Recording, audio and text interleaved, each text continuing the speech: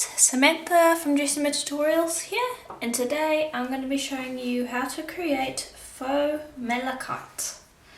So here are a few real pieces that I have, and now it comes in two ways, or you can try to recreate it in two ways. The most common type is this almost bubble type where it looks almost like a mod cane.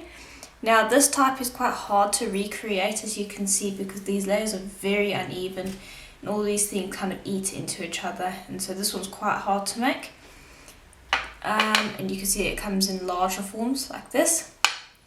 It also comes in these striped forms, which is basically where you kind of take off a piece over here. And I haven't seen this type very often when I've seen people creating faux malachite or photos of faux malachite. So that is what I'm going to be creating today. So here is a piece that I have already made using my faux malachite technique, and you can see there is the striped version, and personally this is my favorite type when it comes to the malachite. So this is the technique that we'll be creating. So you're going to need the color recipes that I gave you in the beginning of the video, and we'll start from the lightest. And this is color number 1, number 2, 3 and 4, and then you'll also have just plain Kato green. And then this is color number 6, 7, 8, 9, and finally 10. And so what I've done is the color recipes that I had, I've just made one of each for the first two light colors, and then I've kind of, when you want to make a double batch with baking, I've made a double batch for each of the other colors because we use those a lot more than the first two colors. So make one batch of these and then two batch of all the other colors, and then you're just going to need some plain Kato green. So that is what you are going to need. Now next, you're going to want to run each of these out on the thinnest setting of your pasta machine. Doesn't matter which setting, just run it out on your thinnest setting. And if you're having trouble doing that, you can always have a look at my video on how to get thin sheets with a pasta machine without rippling, but then again you don't have to worry about rippling either. Now I find if you go down from the thickest setting straight to your thinnest setting, it doesn't ripple as often. See? Okay, and you want to do that with each of your colours. Okay, so now the next steps are quite important. So if you have a real piece of malachite, I highly recommend going and getting it and copying the stripe pattern as best you can. Let me just zoom in for you guys so you can see what this looks like. There we go. So if you look here, you can see it there, lots and lots and lots of tiny little stripes. And you'll notice that basically there's one really dark band and one really light band, and then the rest are very close to each other. It doesn't suddenly transition into a dark band and then a light band and another dark band. It kind of gently transitions in a rough skinner blend. So this is quite important. So if I bring over my attempt, you'll see that I have one really bright band over here which stands out immediately, but the rest I kind of tried to do almost like a skinner blend with them. So you can see I have a bit of a dark area here, and then it goes into a light area, then a dark area, and then a light area. And now this is very important because otherwise your piece will look very fake. So let's start with a dark piece. If you have a look here, you'll see that it's mostly medium colors, and then you occasionally get darkest piece and then lightest piece. So you want to avoid using your darkest color and your two lightest colors too often. So let's start with the green, and this is just a plain Kato green. This is always a good place to start. You're also going to need a cutter of some sort. I like to use a square, and this is just one of the squares from my set. And you want to use a square because it just makes the caning easier. but it's also nice because then you can cut it out and then everything is the same size. Okay, so what I'm going to do actually is, as I do this, I'll show you the first lot, and then as I do this I'm going to write down in order which colours I use so that you can replicate exactly what I'm doing, so you don't have to worry too much about getting the stripes the exact right for yourself. Okay, so that was plain green. Now I'm moving on to colour number 5. And I'm going to pop that on. And basically you'll just carry on popping on your colours. Then I'm going to move on to colour number 6.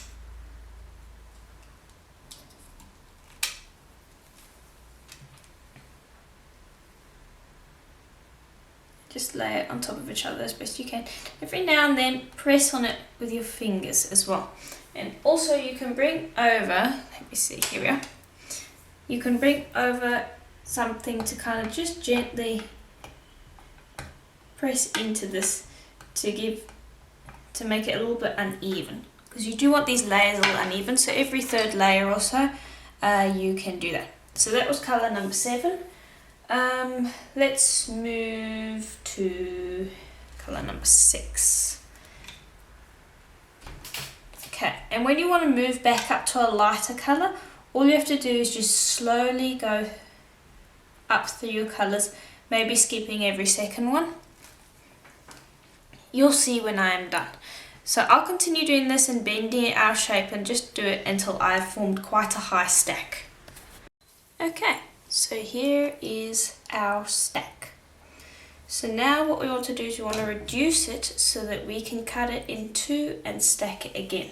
Because to create an entire stack that's got the lines thin enough is going to take forever. So just take your roller and start reducing it down, because these lines need to be paper thin. And you can see that I've gone from dark to light to dark to light. And you want to kind of go with that. So just slowly reduce. It should reduce fairly quickly.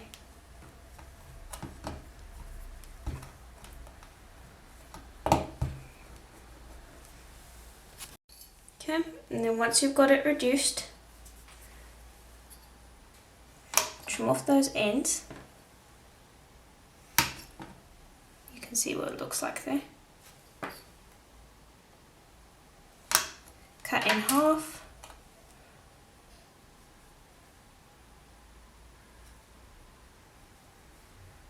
And stack.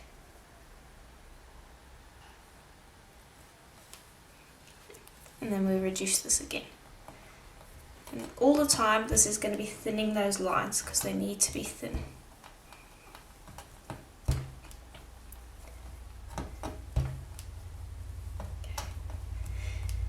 Just continue rolling it out. You can see it reduces fairly quickly. And then when you chop off the ends, you should end up with something like that, where you've got some very fine lines. Then you're going to cut this into slices. And you're going to see that these lines are fairly straight at the moment. Don't worry about that, that can get fixed later. Just cut your cane into strips. And then when you've got enough strips, you're going to make some for each bead. So don't make a wide sheet. What you want to do is you want to piece these together just like that, and you want to make it big enough that it will be able to encompass a bead. So don't go and add a whole bunch more so you end up with an entire sheet. Just piece them together like this so that you'll be able to encompass a bead. Okay, So I've changed my mind on what I want to do with these malachite pieces. So I've got them all assembled like this, but I've decided I'm going to be making one pendant. And I'm going to be using the smallest cutter in my waterfall dagger maxi set. And you're going to need 2 sheets of black Premo that were rolled out in your thickest setting. We're going to be using one for the moment.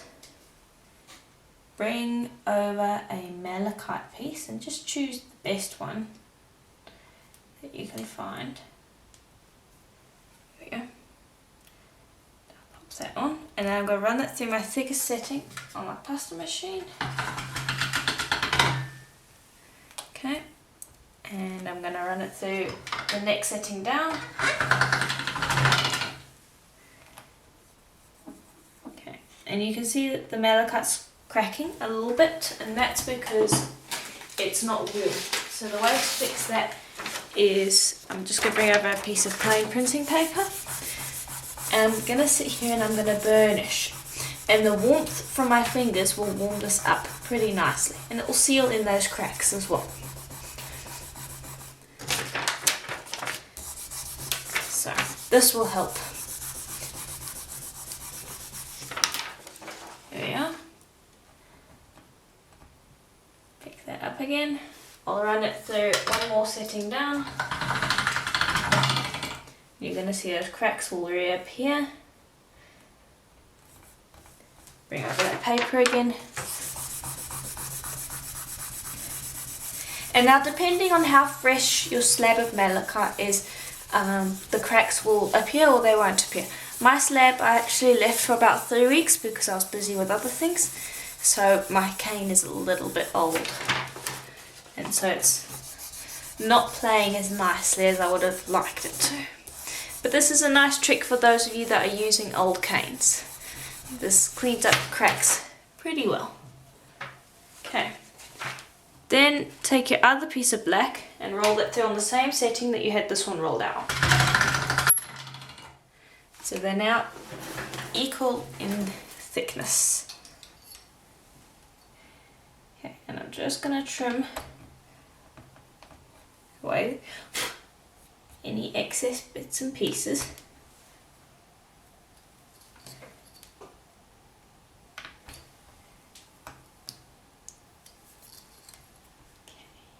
Like that.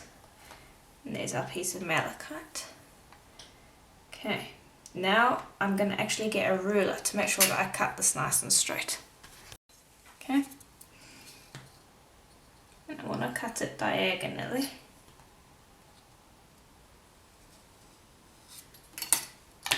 Here. Remove that piece out of the way.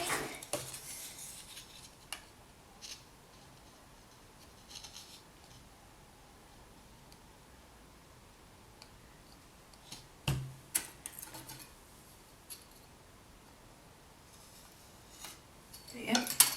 And that will just make sure that it's nice and neat. I might have cut that a little wrong. Give it a bit of a slanty edge rather than a straight down cut. There we go. Okay. Pick that up. Bring over the other piece of black. Pop this over the top. Don't press down on it really hard, but just pop it over the top. And then butt your blade up against it.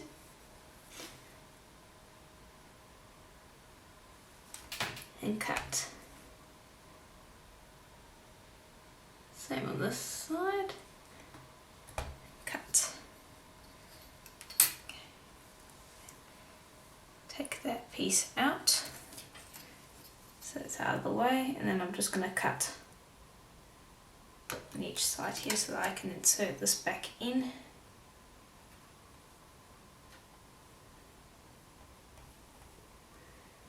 And that's just for the purpose of seeing where I need to place this malachite piece. This always really delicate.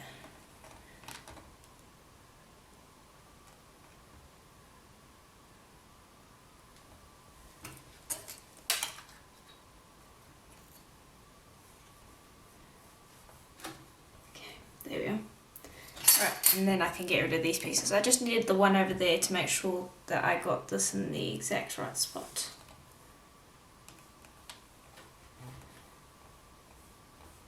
Okay, just got a little piece of black there that clung on. There we go.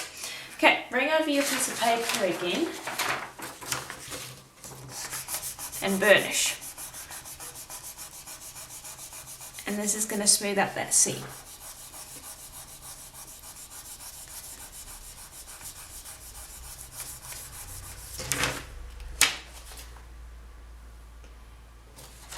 Okay.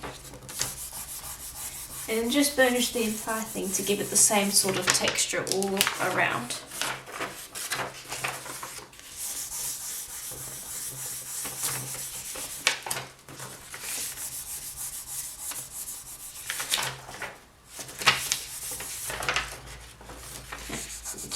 You can check from the side, if you've got lights in your area, you'll be able to see if there are any seams left, or scratches or anything like that.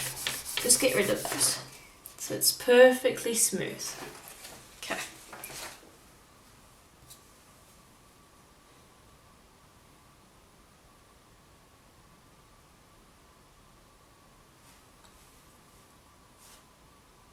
Okay, and that's where our piece is going to come out. Now I want another one down here. So I'll just insert another piece down here. Okay, there we go. Now I'll just bring the cutter over that I want to use. And I'm quite happy with that. That's going to be where it is. So I'm just going to, trim away these excess bits so that I'm not working with so much clay. Now that I figured out where my bead's gonna go. There, and I'll tend to that later. Alright, first thing I want to do is I want to pick this up because I want to pop the backing on.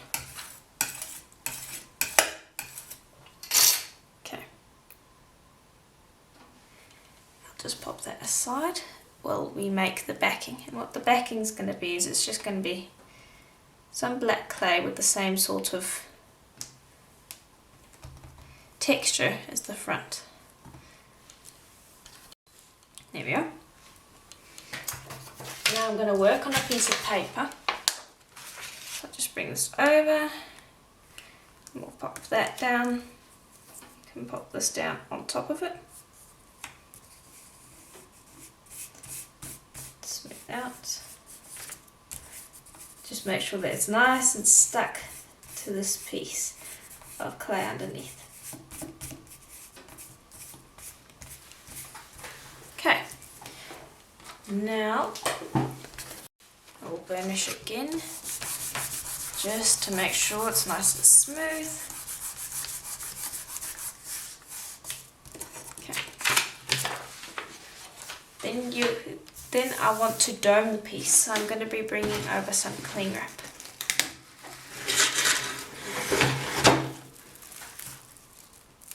So here's my piece, cling wrap. I'm going to pop that down. And I want it to be as smooth as I can get it. Working with the cling wrap can be a little hard, you can't get it as smooth as normal plastic bags, but I just want the subtle dome that it gives. Okay. And I'm going to fold it over twice because I want it a little bit more domed than if I had a one piece of cling wrap. Okay. And any crinkles that we have I can smooth out later. Okay. Bring over our cutter.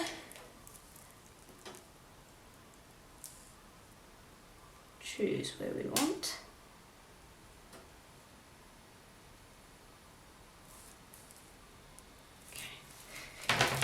And then press down nice and hard. Make sure you get a nice clean cut.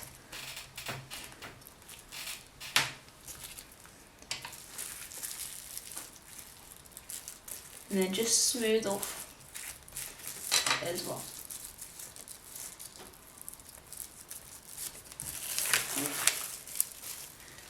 There we are. Nice and easy to remove. Use your fingers to just smooth out any wrinkles that will have been created. And it's just giving it a nice dome on the edges. Don't want them to be a dome on the centerpiece, just a nice dome on the sides.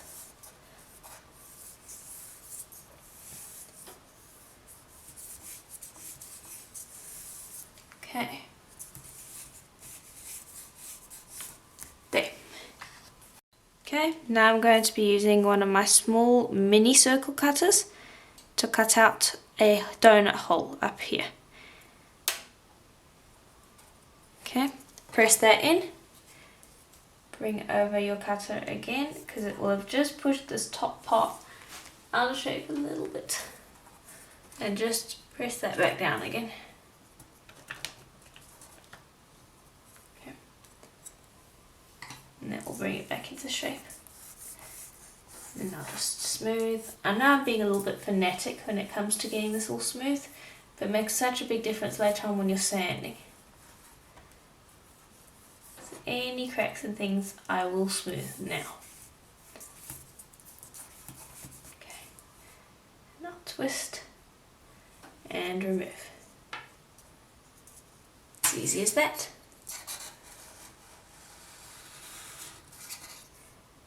I'll pick this up and you'll see that the edges are a little bit rough. Just take your blade ever so gently, trim them.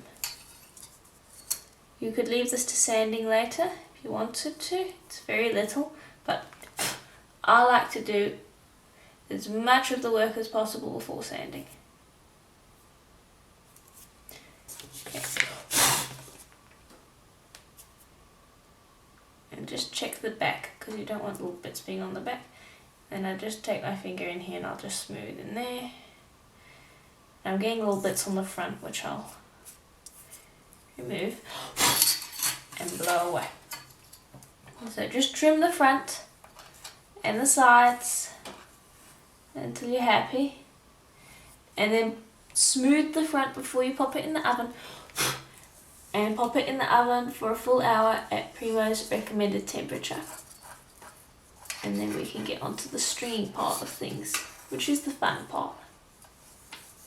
So this looks almost like malachite's been inlaid with onyx, because onyx is a very common gemstone, but it's kind of just plain black, so it's not something that you see very often in the polymer clay area.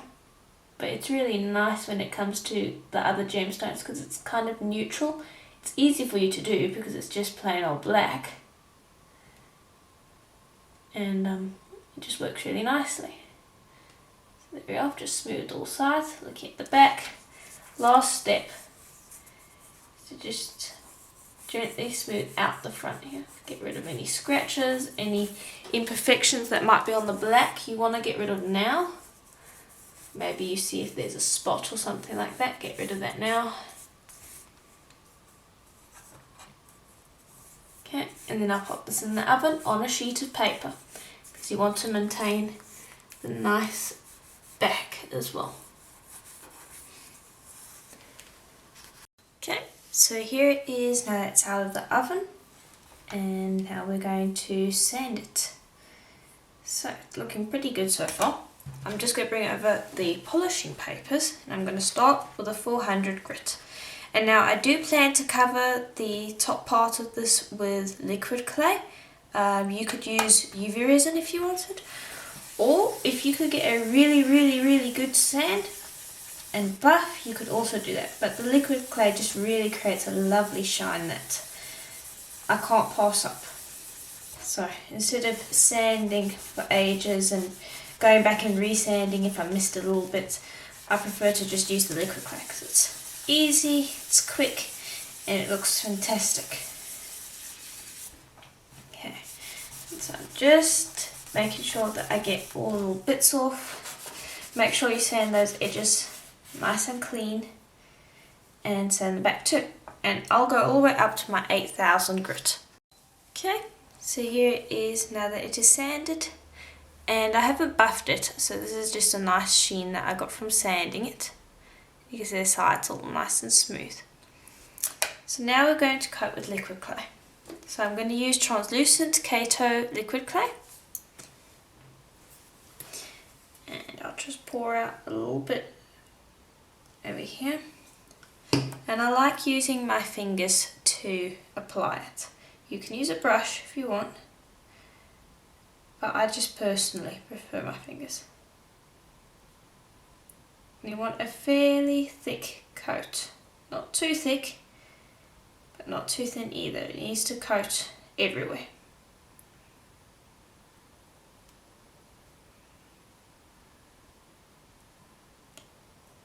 Okay, and do the sides as well if you did dome it, which I did.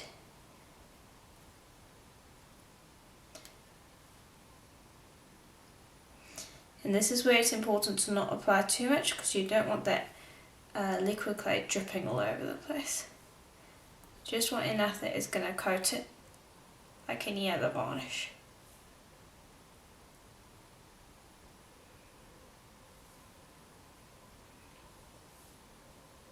Okay. The hardest part is getting everywhere done without touching the other areas that you've already finished.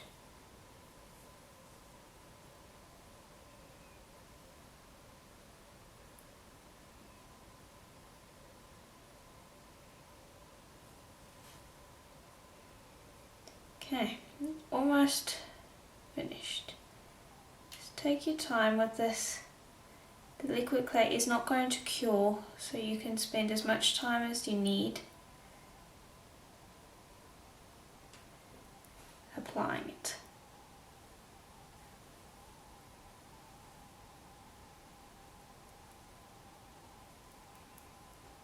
Okay, and that should settle. So now I'm just going to quickly wipe off my fingers. And I'm going to check around the sides here. I've got a little bit there that I need to dab back on.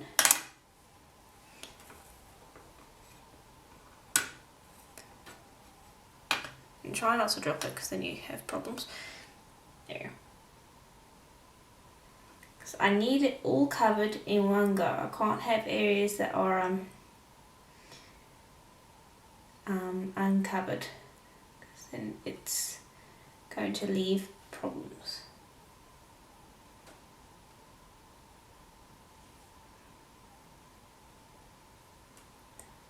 Okay, there we are.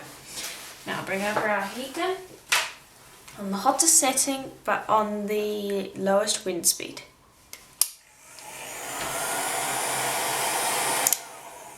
And just be careful because sometimes you get little hairs. Got one little hair there. There we are. I'll just reapply that liquid clay. If you get a hair, you need to remove it.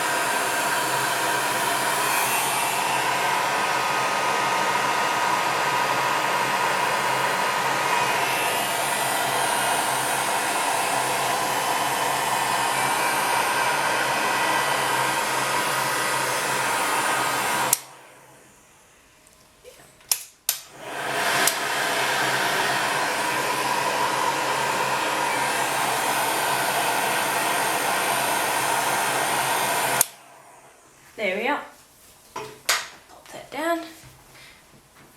Okay. And now we've got a beautiful piece that looks like it is all polished and sanded just like normal stone. We just get rid of that. And so now you need to let this cool completely before you do anything to it. I'm just going to check the back. That looks fine. Okay, now let this cool for maybe around 5 minutes or so, and then we can string it. Okay, so I got all my bits and pieces ready now for us to get stringing. So, what we're going to do is I've cut 2 pieces of black suede to around, I'd say maybe around 20 inches to 19 inches long. And I'm going to put those together. Again, I did it the wrong way around. I always get this the wrong way around.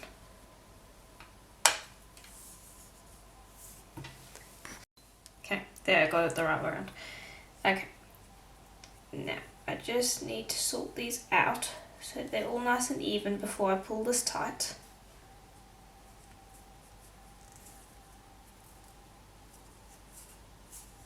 Okay, each individual one has to be pulled so you get a nice tight connection.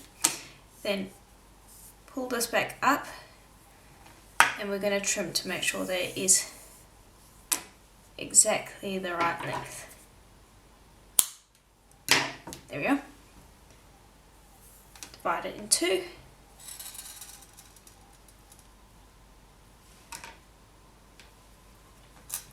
Grab one of these crimps, which I get off of Fire Mountain Gems.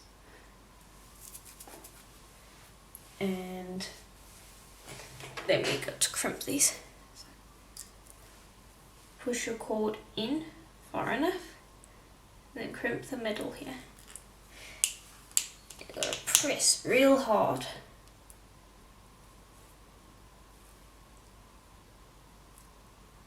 There we go. That's the one.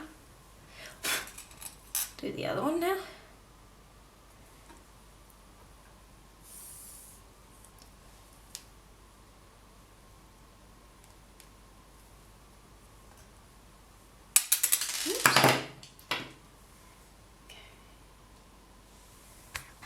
Okay, then once I've got those 2 attached, just bring over a jump ring and 1/2 of my clasp.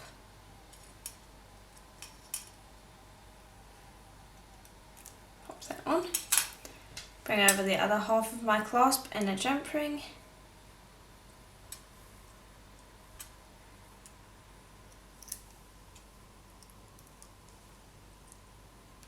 There you go. Easy peasy.